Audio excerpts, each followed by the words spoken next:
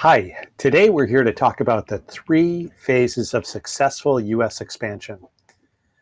So, one of the things we see quite often is companies sort of leading with certain strategies or tactics. And what we found that in the approach to the US and successful expansion from a sales and marketing standpoint, ideally there are three phases, and I'll break them down here. So, we have phase zero, which we think of as sort of a test before you invest. So this is typically the founder leading sales. So probably them as the primary salesperson.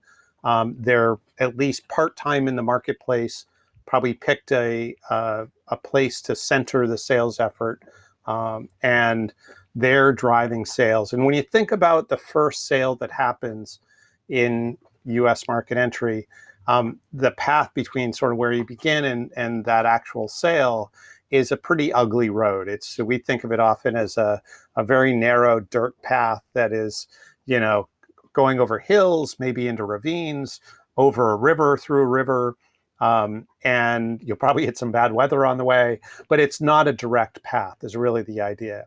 And the idea here is that the founder obviously has the institutional knowledge, that has the company history and story, and certainly a very strong sense of the value proposition.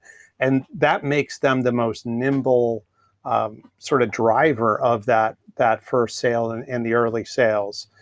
So as you transition from phase zero to phase one, you go from that idea of test before you invest to traction. And that's really the next phase. Phase one is about traction.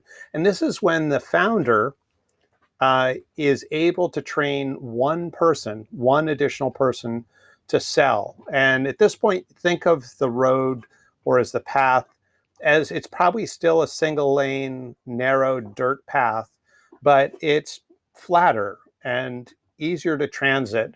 It's probably a bit more direct, but it's still, there's still questions. There are still things that you're learning, and certainly being able to get another person to successfully close sales is a massive step, because now an additional person is able to communicate successfully, is able to listen well and understand the cues that will cause, number one, empathy, and two, the ability to relate so that sales can be created.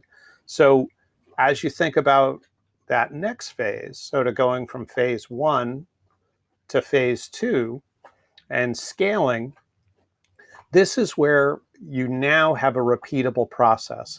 There's the beginning of a sales team. You have the ability to train not just individuals, but teams of people to go out, and probably you're able to expand regions and territories and so on. But this is where the process, you go from, if you're thinking of that, sort of straight vertical or that straight road, at the end of phase one, you probably have a paved road or paved path. Now you're actually making lanes. You're going from sort of that single dirt road to the Autobahn, and that idea that now you can carry volumes at speed.